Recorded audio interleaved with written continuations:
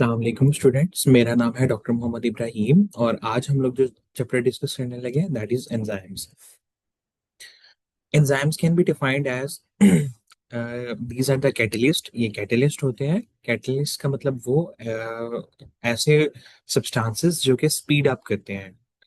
Catalyst of the biological system, यानी कि हम लोग एक सेल कह सकते हैं कि वो एक बायोलॉजिकल सिस्टम है, उसके अंदर वो कैटलिस्ट का रोल अदा करते हैं, स्पीड अप करते हैं उसके रिएक्शंस को। That are produced by the living cell. इनको बनाते भी जो है सेल्स बनाते हैं, लिविंग सेल्स बनाते हैं, which are capable of catalysing the biological reaction. Enzymes का क्या काम होता है कि ये बायोलॉजिकल रिएक्शंस को कैटलाइज करते हैं बिटवीन रिएक्टेंट्स। ठीक है, रिएक्टेंट्स के दरमियान जो रिएक्शन हो रहा होता है, यानी कि दो जो, अगर फॉर एग्जांपल मैं कहता हूँ ये रिएक्टेंट है ए प्लस बी, इनका रिएक्शन हो रहा है, इन्होंने सी के अंदर कन्वर्ट होना है। अगर ये रिएक्शन खुद बाहुद हो रहा होगा तो ये, मैं कह देता हूँ कि 24 आवर्स लेगा अगर ये खुद बाहुद होगा। ठीक है, अगर ये एंजाइम की प्रेजेंस में होगा ये रिएक्शन, तो मैं कह देता हूँ इसको सिर्फ और सिर्फ 2 मिनट्स जो है वो रिएक्टेंट्स को प्रोडक्ट में कन्वर्ट होने के लिए लगेंगे। ठीक है, तो सर्टेन रिएक्टेंट्स के दरमियान रिएक्शन होगा ताकि वो स्पेसिफिक प्रोडक्ट के अंदर कन्वर्ट हो सके। ठीक है, तो एंजाइम्स इस रिएक्शन को कैटेलाइज करवाते हैं बायोलॉजिकल सिस्टम के अंदर, और इनको प्रोड्यूस भी कौन करते हैं? लिविंग सेल्स प्रोड्यूस करते हैं।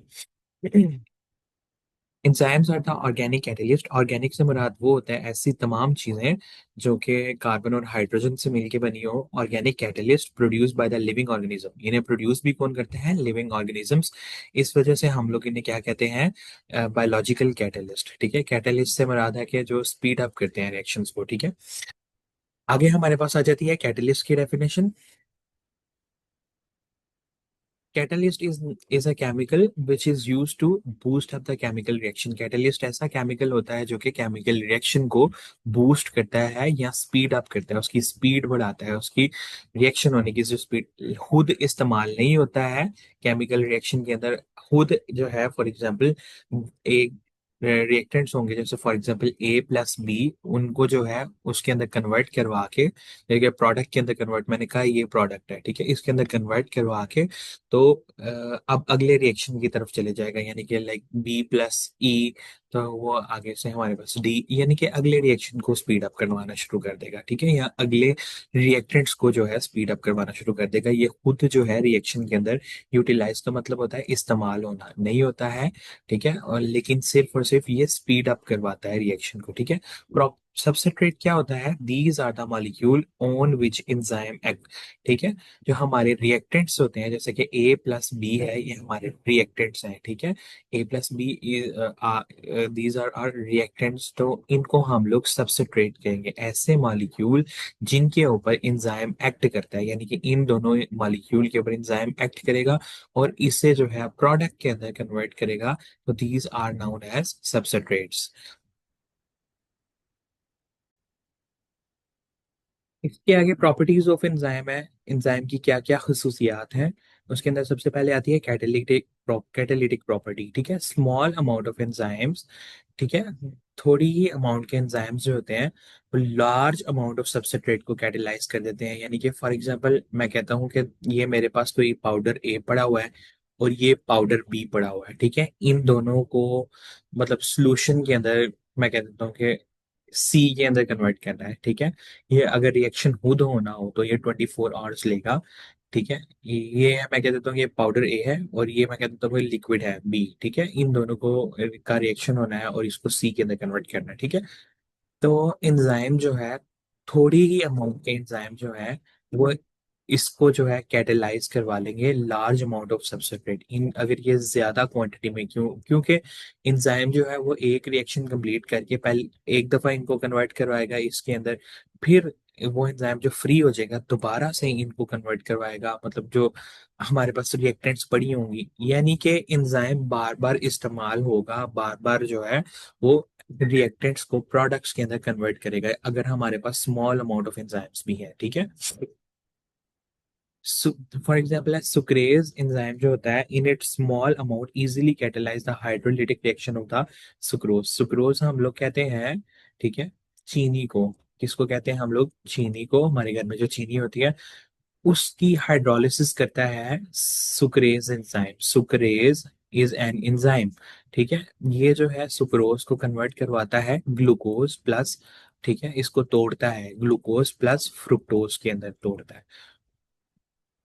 तो ये जो है इसके जो ये रिएक्शन को जो कैटेलाइज कौन करवाता है, सुक्रोज को ग्लूकोज और फ्रुक्टोज के अंदर कौन कन्वर्ट करवाता है, सुक्रेज करवाता है। और ये जो है थोड़े से एंजाइम जो होते हैं वो ज्यादा क्वांटिटी में जो सुक्रोज को कन्वर्ट करवा देते हैं, मतलब कि थोड़ी सी क्वांटिटी के एंजाइम होते हैं, स्मॉल अमाउंट ऑफ एंजाइम होते हैं, लेकिन वो अगर चीनी ज्यादा भी हो तो उसको वो कन्वर्ट करवा देते हैं।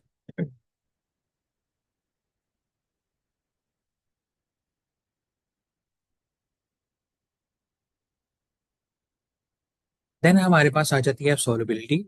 Enzymes are soluble in water. Enzymes होते हैं वो पानी के अंदर हल हो जाते हैं। ठीक है, dilute alcohol solution, alcohol solution से मुराद है कि अल्कोहल सोल्यूशन लाइक 70% अल्कोहल है, एथानॉल है। ठीक है, और उसके अंदर, ठीक है, 30% वाटर है, तो ये एक सोल्यूशन बन जाएगा। इसको हम लोग कहते हैं डाइल्यूट। डाइल्यूट इस वजह से कहते हैं क्योंकि इसके अंदर 30% वाटर भी है। ठीक है, तो डाइल्यूट अल्कोहल सॉल्यूशन जो है अ, उसके अंदर एंजाइम जो है वो थोड़े बहुत सॉल्युबल होते हैं। एंजाइम जो है वो प्रेसिपिटेट कर जाते हैं इन फॉलोइंग सॉल्वेंट्स। प्रेसिपिटेशन से क्या मुराद होता है कि ये देखें, ये सॉल्यूशन है, सॉल्यूशन से जो है एंजाइम्स कन्वर्ट हो जाते हैं। जब हम लोग एंजाइम का सॉल्यूशन होगा उसके अंदर हम लोग इस तरह का सॉल्वेंट डालेंगे, या हम लोग ऐसे सॉल्वेंट के अंदर इंजाइम्स को ऐड करेंगे तो यहाँ पे छोटे छोटे पार्टिकल्स बन जाते हैं, सॉलिड पार्टिकल्स होते हैं। ठीक है, जो कि सेटल डाउन हो जाते हैं, these are known as precipitates. इनको हम लोग क्या कहते हैं, प्रेसिपिटेट हो जाना, या किसी भी सॉल्यूशन के अंदर से प्रोटीन्स का प्रेसिपिटेट हो जाना। ठीक है, तो ये प्रेसिपिटेट्स होते हैं। तो इंजाइम की जो है वो एक करेक्टरिस्टिक है कि अगर हम लोग इनको कॉन्सेंट्रेटेड अल्कोहल यानी कि 100% अल्कोहल वाले सॉल्यूशन में डालें, यानी कि अगर 100 ml है तो वो 100 ml का 100 ml ही अल्कोहल है। ठीक है, उसके अंदर थोड़ा, उसके अंदर वाटर नहीं है, तो वो अल्कोहल के अंदर भी प्रेसिपिटेट कर जाते हैं, अमोनियम सल्फेट के अंदर भी, ट्राई क्लोरो एसिटिक एसिड के अंदर भी एंजाइम जो है वो प्रेसिपिटेट कर जाते हैं। देन है enzymatic property. The velocity of enzymatic reaction increases as the substrate increasing up to the maximum, but after the certain period of the time it decreases. जितनी ज्यादा सबस्ट्रेट्स पड़ी होंगी, ठीक है, उतनी ज्यादा एंजाइम की वेलोसिटी होगी या स्पीड होगी। ठीक है, उतनी ज्यादा क्या होगी, स्पीड होगी इंजाइमेटिक रिएक्शन की, कि इंजाइम कितनी स्पीड से काम कर रहा है, कि कितनी ज्यादा जो है उसने प्रोडक्ट्स सबस्ट्रेट्स को या रिएक्टेंट्स को प्रोडक्ट के अंदर कन्वर्ट करना है। लेकिन एक हद तक, up to a certain maximum, एक हद तक होता है। ठीक है, आफ्टर अ सर्टेन पीरियड, कुछ पीरियड के बाद, ये कुछ पीरियड ऑफ टाइम के बाद ये डिक्रीज हो जाता है। ठीक है, आगे पीएच है। पीएच जो है वो एसिड्स जो होते हैं वो डीएक्टिवेट दोज एंजाइम। ठीक है, अगर एक एंजाइम जो है वो अल्कलाइन पीएच के ऊपर काम करता है, अल्कलाइन पीएच लाइक 0 से लेके, लाइक मैं कह देता हूँ कि 6 तक जो पीएच होती है ना वो एसिडिक होती है। 0 सबसे ज्यादा एसिडिक, 1 बहुत ज्यादा एसिडिक, 2 बहुत ज्यादा एसिडिक, 3 बहुत ज्यादा एसिडिक, 4 स्लाइटली एसिडिक होती है, 5 थोड़ी सी कम एसिडिक होती है, 6 जो है वो बहुत कम एसिडिक होती है, 7 जो होती है वो बिल्कुल न्यूट्रल होती है। ठीक है, वाटर की जो पीएच है ब्लड की 7.4 होती है। ठीक है, आगे 8 से जो है ना वो अल्कलाइन पीएच स्टार्ट हो जाती है, 8 से लेके 14 तक अल्कलाइन या बेसिक पीएच स्टार्ट हो जाती है। ठीक है, तो ऐसे एंजाइम जिनको इस जो कि अल्कलाइन पीएच के ऊपर काम करते हैं या बेसिक पीएच के ऊपर काम करते हैं, बेसिक पीएच मतलब 8 to 15 की पीएच पे काम करते हैं, एसिड उन, अगर वहां पे एसिड आ जाएगा तो एसिड उन एंजाइम को डीएक्टिवेट कर देगा। ठीक है, तो ट्रिप्सिन जो है वो 8.57 पीएच के ऊपर काम करेगा, अल्कलाइन पीएच के ऊपर। अब उसको अगर एसिडिक इन्वायरमेंट मिलेगा तो एसिडिक इन्वायरमेंट उसको डिस्ट्रॉय कर देगा। ट्रिप्सिन एक एंजाइम है जो कि पैंक्रियाज से निकलता है और हमारी डाइजेशन के लिए बहुत इंपॉर्टेंट होता है, ठीक है। अब अगर बेसिस है, एक एंजाइम है जो कि एसिडिक का पीएच के ऊपर काम करता है, एसिडिक पीएच, जैसे कि पेप्सिन है। पेप्सिन हमारी इंटेस्टाइन्स के अंदर काम करता है और ये प्रोटीन हम लोग जो गोश्त वगैरह खाते हैं उसकी ब्रेक डाउन करता है, उसको प्रोटियोसिस के अंदर कन्वर्ट करता है। हम लोगों ने चैप्टर 4 के अंदर हम लोगों ने पढ़ा था कि प्रोटीन्स की डाइजेशन जो होती है उसके अंदर वो पेप्टोन्स, प्रोटियोसिस, ओलिगोपेप्टाइड्स एंड ऑल दैट उसके अंदर कन्वर्ट होते हैं। तो पेप्सिन एक एंजाइम होता है जो कि पेप्सिनोजन के अंदर एक्टिवेट होता है, ठीक है। तो ये जो है एसिडिक पीएच के ऊपर काम करता है 1 to 2। अल्कलाइन पीएच जो है वो इसको क्या कर देगी, डिस्ट्रॉय कर देगी।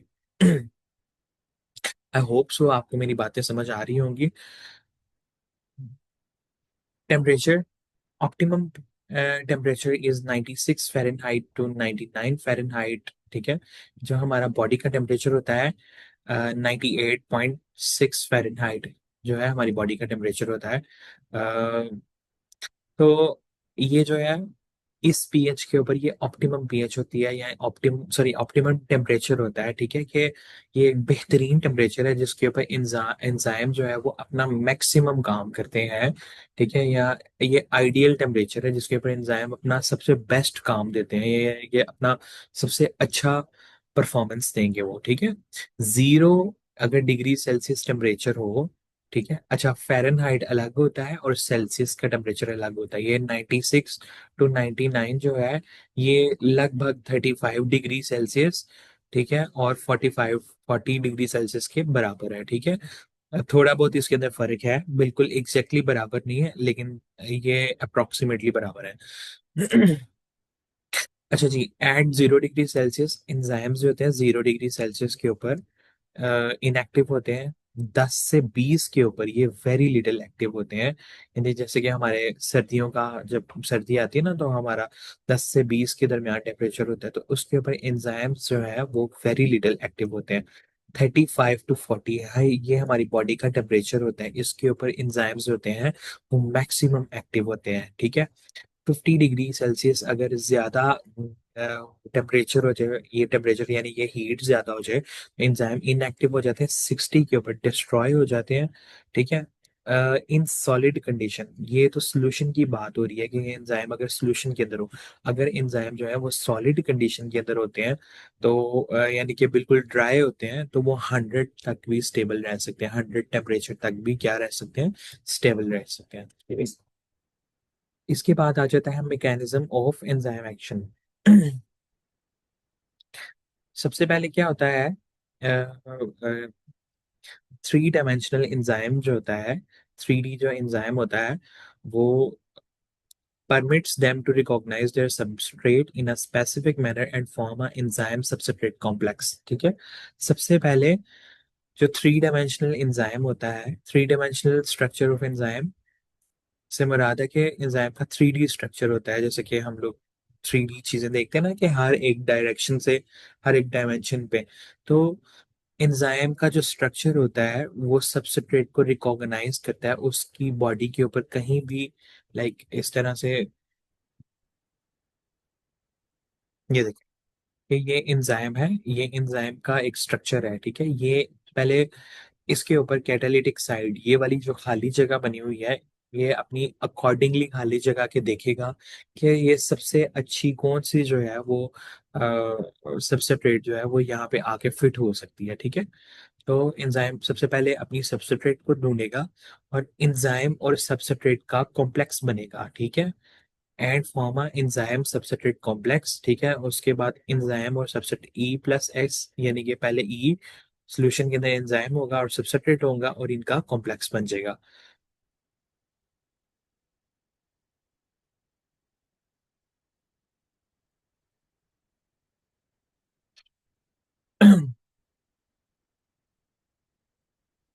देन हमारे पास आ जाता है एक्टिव साइट।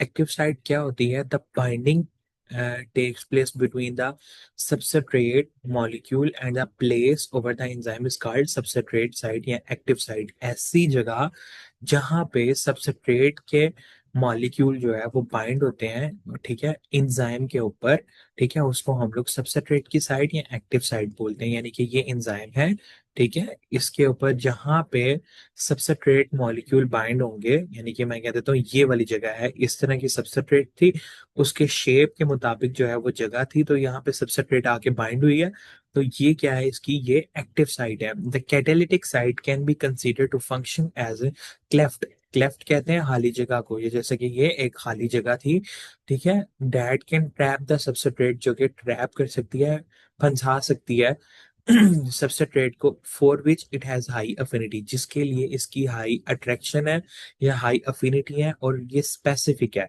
हाई स्पेसिफिसिटी के मतलब सिर्फ इस शेप की जो सबस्ट्रेट होगी, सिर्फ इसके अंदर वो ही आगे फिक्स हो सकती है। अगर कोई सबस्ट्रेट इस तरह की है, वो इसके अंदर आके फिक्स नहीं हो सकती। अगर कोई सबस्ट्रेट इस तरह की है, वो भी इसके अंदर आके फिक्स नहीं हो सकती। सिर्फ और सिर्फ इस शेप की जो है सबस्ट्रेट, वही इसके अंदर आके फिक्स हो सकती है। आगे क्या होगा, conversion of the substrate to the product. Enzyme substrate complex जो होगा, एंजाइम अपनी प्रोसेसिंग करेगा, काम करेगा, और एंजाइम प्रोडक्ट कॉम्प्लेक्स बन जाएगा। वो जो हमारी सबस्ट्रेट है वो प्रोडक्ट के अंदर कन्वर्ट हो जाएगी, और उसके बाद एंजाइम प्रोडक्ट जो है वो अलग-अलग होंगे, डिटैच होंगे, सेपरेट होंगे, एंजाइम प्लस प्रोडक्ट, ठीक है, प्रोडक्ट जो है वो सेपरेट हो जाएगी, ठीक है। The sequence enzyme freed from the product can now own another molecule of the substrate and so on। जो यही वाला जो सीक्वेंस है ना, जो फ्रीड एंजाइम है, उसके बाद जो एंजाइम है ये अलहदा हो गया, तो ये अब फ्री हो गया, तो ये अब प्रोडक्ट से उतर के किसी दूसरे मॉलिक्यूल को या किसी दूसरी सबस्ट्रेट को जो है कैटेलाइज करेगा या किसी दूसरी रिएक्शन को स्पीड अप करेगा। जनरल रिएक्शन है, यानी कि एंजाइम प्लस सबस्ट्रेट है, फिर एंजाइम और सबस्ट्रेट बना, उसके बाद एंजाइम प्रोडक्ट बना, और प्रोडक्ट अलग हो गया, ठीक है। जैसे कि ये एंजाइम है और उसके बाद सबस्ट्रेट ऊपर आगे बाइंड हुई, तो ये प्रोडक्ट के अंदर कन्वर्ट हो गई है। प्रोडक्ट अब इधर से उतर जाएगी, इधर अब एक नया रिएक्शन स्टार्ट होगा, ठीक है। आज के लेक्चर का लास्ट टॉपिक है केमिकल नेचर ऑफ एंजाइम्स, ठीक है। एंजाइम्स की केमिकल नेचर, कुछ एक्सेप्शन के अलावा जो तमाम आरएनए मॉलिक्यूल हैं उनको हम लोग राइबोजाइम का नाम देते हैं, ठीक है। एंजाइम जो है या तो पूरी प्योर प्रोटीन होंगी या उनके अंदर प्रोटीन होंगी एज इसेंशियल कंपोनेंट्स। एंजाइम या तो कंप्लीटली प्रोटीन, प्रोटीन हम लोगों ने चैप्टर 4 के अंदर डिस्कस किया हुआ है कि जो अमाइनो एसिड से मिलके बनती हैं, ठीक है, अमाइनो एसिड से उसकी फोल्डिंग होती है तो वो प्रोटीन होती है एज इसेंशियल कंपोनेंट, ठीक है। प्रोटीन का अहम हिस्सा होता है। एंड इन एडिशन, एंजाइम के अंदर प्रोटीन के अलावा एक स्मॉल नॉन प्रोटीन मॉलिक्यूल होता है या कोई मेटल के आयंस होते हैं जो कि इनकी एक्टिविटी के लिए बहुत ज्यादा जरूरी होते हैं। In later case the protein component is called as apoenzyme. यानी कि एंजाइम के अंदर, ठीक है, कोई नॉन स्मॉल यानी कि नॉन प्रोटीन पार्ट हो सकता है, और या मेटल जो है वो आयंस हो सकते हैं, ठीक है, उनकी एक्टिविटी के लिए जरूरी। In later case the protein component is apoenzyme, यानी कि एंजाइम जो है वो, इसके ऊपर मैं कह देता हूँ, ये देखना चाहिए,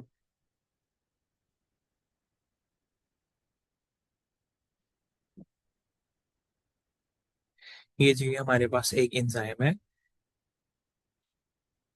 इसके ऊपर एक मॉलिक्यूल यहाँ पे अटैच होना है, यहाँ पे,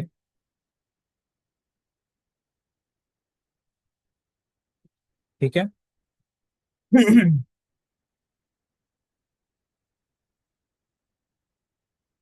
अच्छा जी, जो इसका प्रोटीनेशियस स्ट्रक्चर होगा, ये सारा का सारा प्रोटीन स्ट्रक्चर है इसका, ठीक है, इसको हम लोग एपोएंजाइम कहेंगे। कि सिर्फ और सिर्फ while the non protein component is either a prosthetic group, enzyme के साथ एक नॉन प्रोटीन, ये जो ब्राउन कलर के अंदर मैंने बनाया है, ठीक है, इसको हम लोग कहते हैं ये ये जो ब्राउन कलर के अंदर है इसको हम लोग यहाँ प्रोस्थेटिक ग्रुप कहेंगे या को फैक्टर कहेंगे या फिर को एंजाइम बोलेंगे, ठीक है। The apoenzyme and the non protein component, ठीक है, एपो एंजाइम, ठीक है, ये वाला जो है एपो एंजाइम, ठीक है, और जो नॉन प्रोटीन कंपोनेंट ये जो इसके ऊपर लगा हुआ है, ठीक है, वो प्रोस्थेटिक ग्रुप भी हो सकता है या को फैक्टर भी हो सकता है या को एंजाइम भी हो सकता है, ठीक है। अच्छा जी, आगे हमारे पास आ जाता है होलो एंजाइम। होलो एंजाइम क्या है?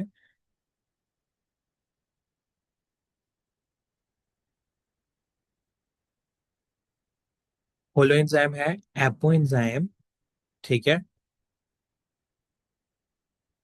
ठीक है, प्लस नॉन प्रोटीन पार्ट, ठीक है, प्रोटीन पार्ट, ठीक है, जो एक होल एक्टिव एंजाइम। अच्छा जी, अगर मैं आपको बताता हूँ, अगर ये वाला पार्ट नहीं होगा, लाइक ये जो ब्राउन कलर में मैंने आपको बनाया शेडेड ब्राउन, ये जो है को फैक्टर या को एंजाइम है या प्रोस्थेटिक ग्रुप है, ये अगर एंजाइम के साथ अटैच नहीं होगा तो एंजाइम जो है वो प्रॉपर काम नहीं कर रहा होगा, या वो एक एक्टिवेटेड फॉर्म के अंदर नहीं होगा, या प्रॉपर अपनी फंक्शनिंग परफॉर्म नहीं कर रहा होगा, ठीक है। तो ये दोनों चीजें मिला के एक एक्टिव एंजाइम बनाते हैं, the apoenzyme and the non protein part together constitute a whole और complete enzyme. Complete enzyme complete तभी होता है, यानी कि होलो एंजाइम तब ही बनेगा जब एपो एंजाइम यानी कि ये प्रोटीनिशियस पार्ट और ये जो है नॉन प्रोटीन पार्ट मिलेंगे, तो उसको हम लोग होलो एंजाइम बोलेंगे। Non protein component needed for the enzymatic activity, non protein part जो है वो रिक्वायर्ड होता है एंजाइम की एक्टिविटी के लिए। इसके अंदर विटामिन बी के कुछ डेरिवेटिव्स हैं, यानी कि विटामिन बी के molecule B 1, B 2, B 3, B 6, B 9, B 7, यानी कि कोई भी इस तरह से पेंटोथेनिक एसिड बी 5 या कोई मेटेलिक आयंस जो है वो इस्तेमाल होते हैं, ठीक है। को फैक्टर्स के अंदर आ जाते हैं, ये इनऑर्गेनिक आयंस होते हैं, ठीक है, और इनऑर्गेनिक आयंस के अंदर कॉपर आ सकता है, ठीक है, ये इन एंजाइम के अंदर इस्तेमाल होते हैं। साइटोक्रोम ऑक्सीडेज Fe+, फेरस है या फेरिक है, इसको Fe3+ को फेरिक कहते हैं, ये साइटोक्रोम ऑक्सीडेज के अंदर सारे इस्तेमाल होते हैं, ठीक है, एंजाइम्स के अंदर। अगर कोएंजाइम की बात करें तो ये ऑर्गेनिक हो सकते हैं या मेटालो ऑर्गेनिक मॉलिक्यूल भी हो सकते हैं, ठीक है। ऑर्गेनिक से मुराद होता है कि कार्बन और हाइड्रोजन से मिले हो या उनके साथ में कोई मेटल भी हो सकता है ऑर्गेनिक मॉलिक्यूल के साथ में। प्रोस्थेटिक ग्रुप कहते हैं कि ऐसे कोफैक्टर या कोएंजाइम जो कि वेरी टाइटली बाउंड होते हैं, बहुत ज्यादा टाइटली बाउंड होते हैं एंजाइम प्रोटीन के साथ, ठीक है, तो उन्हें हम लोग प्रोस्थेटिक ग्रुप्स कहते हैं, ठीक है। कोई को फैक्टर या को एंजाइम अगर टाइटली बाउंड होता है एंजाइम प्रोटीन के साथ, इसकी फर्दर डेफिनेशंस भी हैं और बहुत ज़्यादा डेफिनेशंस भी हैं। अगर आप स्टैंडर्ड बुक्स के अंदर देखें तो यहाँ पे इन्होंने बहुत ही ज़्यादा कंसाइज्ड वर्जन्स लिखे हुए हैं। ये इतने अप्रोप्रिएट वर्जन्स नहीं है, इसकी और भी बहुत सी क्लासिफिकेशंस हैं और यानी कि एक्सप्लेनेशंस हैं। आज के लेक्चर के लिए इतना इनफ है, इंशाल्लाह हम लोग नेक्स्ट लेक्चर में मिलते हैं। इसके अंदर हम लोग क्लासिफिकेशन ऑफ एंजाइम को डिस्कस करेंगे। थैंक यू सो मच, शुक्रिया, अल्लाह हाफिज।